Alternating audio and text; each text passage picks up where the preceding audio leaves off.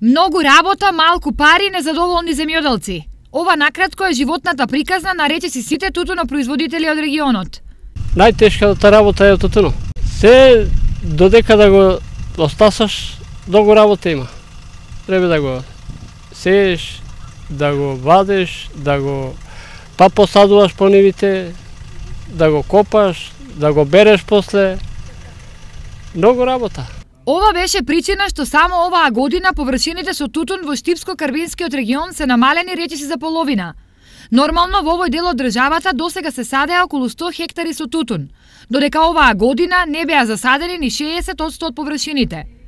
Оние малкумина кои му останаа верни на тутунот, со оваа култура се занимаваат од нема и каде. Он не се сплаќа, ама кога нема што да се работи, мора безич, така па не се седе.